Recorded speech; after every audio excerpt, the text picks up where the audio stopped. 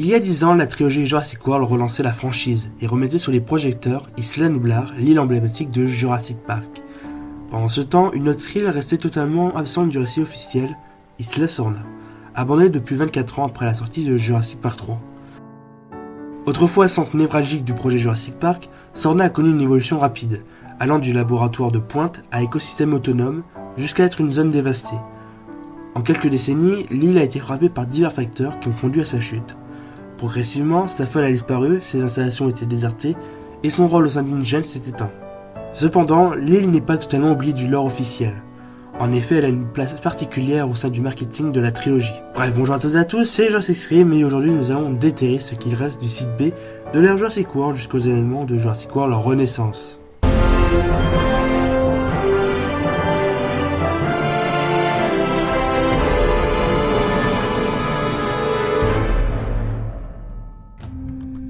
Pour comprendre la chute d'Isla Sorna, je vais d'abord revenir à ses origines, à une époque où l'île représentait le cœur d'un immense chantier.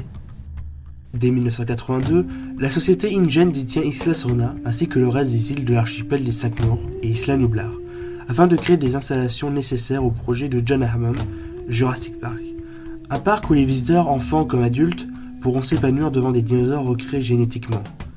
La société de biotechnologie décide d'y installer un laboratoire en tant qu'usine à dinosaures, un village des travailleurs pour les scientifiques et ouvriers d'InGen, comprenant un centre des opérations, un port, une piste d'atterrissage, une volière après la naissance de plusieurs ptéranodons. L'alimentation en électricité, elle, est gérée par une centrale géothermique. Les dinosaures étaient dispatchés dans les 4 coins de l'île. La faune du nord-est comporte une région conifère et tempérée, celle du sud-est a des régions tempérées et subtropicales. Enfin, la faune de l'ouest possède des régions tropicales et montagneuses. À partir de 1993, plus de 16 espèces ont été clonées sur l'île.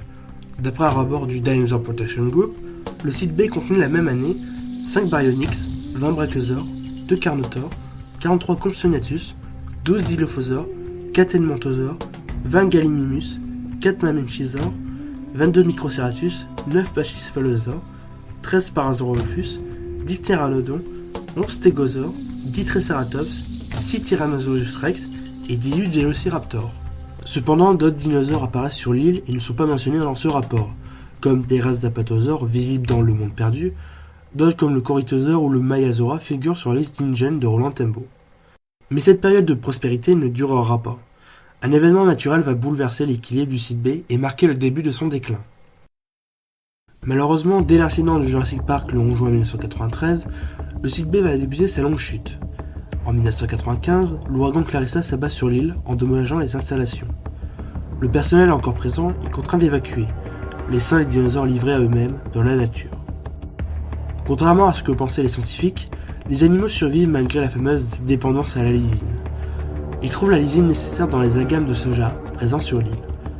Après le passage de l'ouragan, le site est abandonné. Privés de surveillance, les dinosaures se réorganisent naturellement. Les herbivores se déplacent vers l'extérieur de l'île, tandis que les carnivores s'installent au centre. Isla Sorna devient un écosystème sauvage. Pendant la période séparant Jurassic Park et Le Monde Perdu, plusieurs pêcheurs locaux disparaissent après s'être approchés de l'île. Une crainte se développe auprès des autres pêcheurs en utilisant le mythe de l'archipel des 5 morts, selon lequel un brave guerrier devait faire face à une exécution différente sur chacune des îles, brûlé, noyé, écrasé, pendu et décapité. À partir de ce moment, les décisions humaines vont peser encore plus sur l'avenir de Sorna. Dans l'ombre, de nouveaux projets secrets se mettent en place, et va profondément transformer l'écosystème et l'influence du site.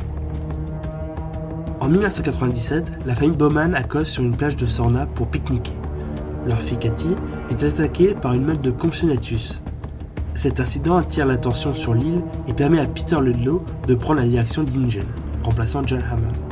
Ludlow relance le projet abandonné de Jurassic Park San Diego et organise l'extraction de dinosaures depuis Sorna.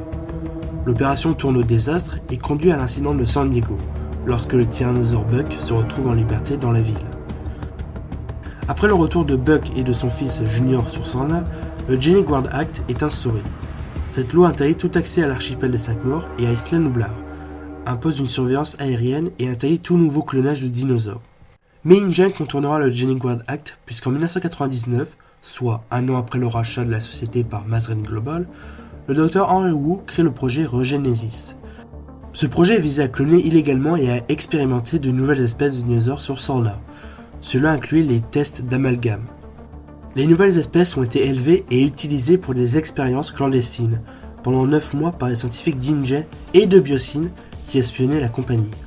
Ce projet a engendré la création de l'ankylosaure, le cératosaure, le corythosaure, même si déjà présent avant, ainsi que le spinosaure appelé Sujet 87, dont il a joué un rôle clé et dont on en reparleront plus tard, et d'autres espèces.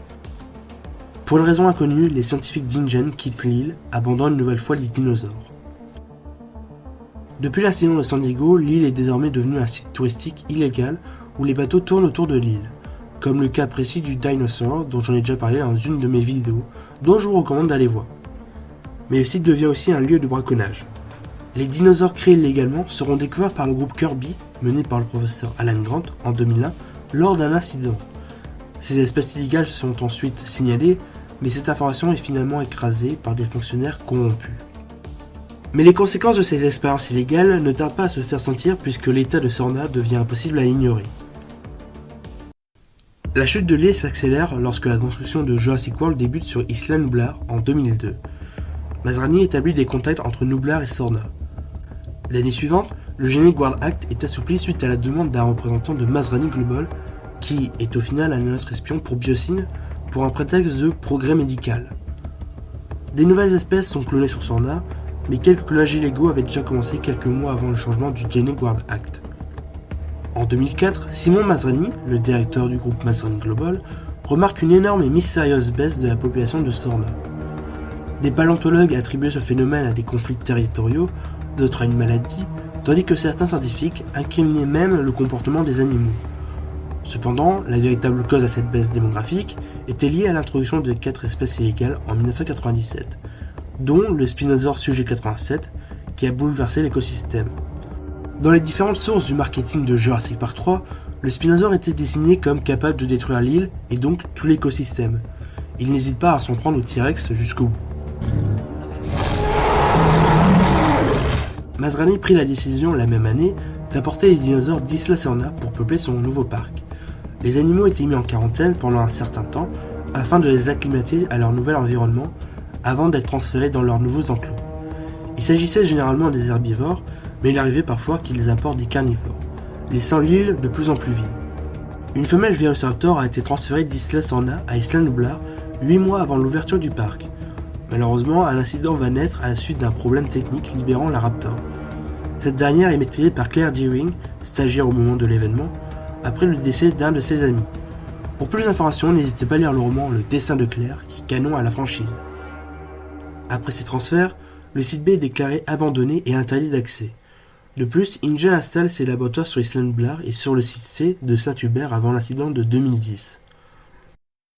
Et alors que l'île se vide peu à peu, une nouvelle menace apparaît, cette fois par l'apparition de nouveaux acteurs extérieurs pour exploiter les derniers dinosaures de Sorna. Selon le site internet de Masrani Global, en 2014, il y a eu une augmentation de navires braconnés sur l'archipel des 5 morts. Le directeur de la division sécurité d'InGen, Vic Hoskins, a intensifié ses opérations aux alentours des îles et est, je cite, contrôlé par une coalition multinationale pour assurer la sécurité et la protection de cette région. On apprend que des braconniers risquent leur vie en travaillant pour les particuliers. Des cas de mauvais traitements infligés aux spécimens capturés ont été signalés, entraînant des hospitalisations préoccupantes sur le continent du Costa Rica. Après la chute de Jurassic World en 2015 jusqu'en 2016, l'une des sociétés rivales d'InGen, Mantacorp, a lancé des opérations pour piller Isla Sorna en menant avec eux un ou plusieurs brachiosaures, cératosaures, dilophosaures, stégosaures, ptéranodons, les tyrannosaures grosses mangeuses et petites mangeuses, et le fameux spinosaure, Sujet 87, sur l'île secrète de Mantacorp.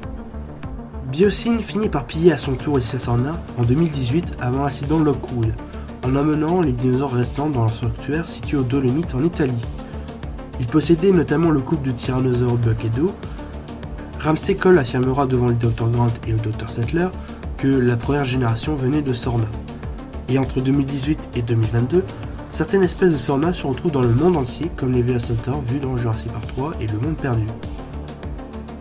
Après ces vagues successives de catastrophes, d'expériences et de pillages, une question demeure, que reste-t-il aujourd'hui d'Isla Sorna ? Depuis son dernier abandon, Isla Sorna est placée sous la tutelle du gouvernement du Costa Rica, en partenariat avec des sociétés tierces chargées de gérer et de contenir toute vie de dinosaures potentiellement encore présente. L'île est soit totalement vidée de sa faune préhistorique, soit encore habitée par quelques dinosaures dont les traces sont inconnues. Dans Jurassic World Renaissance, en 2027, les dinosaures présents sur le continent migrent vers la ligne équatoriale, cherchant un climat tropical similaire à celui d'Island Blair et de Sorna. On peut donc imaginer que les dinosaures vivant sur Sorna y survivent encore, ou que de nouvelles espèces s'y sont installées, et plus logiquement des reptiles volants ou aquatiques. Cependant, l'île n'est jamais mentionnée dans le film ni dans son marketing. La situation actuelle d'Isla Sorna demeure incertaine et témoigne d'une époque où la franchise s'est perdue pendant la production du Monde Perdu et de Jurassic Park 3. Toutefois, la franchise a essayé de réhabiliter le lore du site B via ses sites viraux comme Mazrani Global, le Dinosaur Protection Group ou bien Dino Tracker. Bien sûr, je n'ai pas parlé de tous les détails concernant Isla Sorna. L'objectif de cette vidéo étant avant tout d'expliquer les différentes raisons qui ont conduit à la chute de l'île. Mais il serait vraiment intéressant d'élargir certains points que j'ai mentionnés dans cette vidéo, comme les espions de Biosinos and InGen, la période entre Jurassic Park 3 et Jurassic World, l'île de Saint-Hubert dont j'y travaille, et j'en passe. Selon vous, est-ce qu'il reste encore des dinosaures sur Isla Sorna aujourd'hui, ou est-ce que l'île est définitivement vide? Comment imaginez-vous l'avenir d'Isla Sorna dans la franchise Jurassic Park? N'hésitez pas à me le répondre dans les commentaires. Malgré son absence à l'écran, Isla Sorna demeure un élément central de l'univers de Jurassic Park. L'île continue d'alimenter l'imaginaire des fans à travers les jeux vidéo, les romans de Michael Crichton et les bandes dessinées. Aujourd'hui, le site B n'a plus l'importance qu'il avait autrefois, mais son rôle dans l'histoire d'InGen reste essentiel pour comprendre l'évolution de la franchise. Merci à tous d'avoir suivi cette vidéo, n'hésitez pas à lâcher un petit pouce bleu, de vous abonner et d'activer la cloche de notification pour ne rien rater des prochaines vidéos. C'était Jurassic Stream.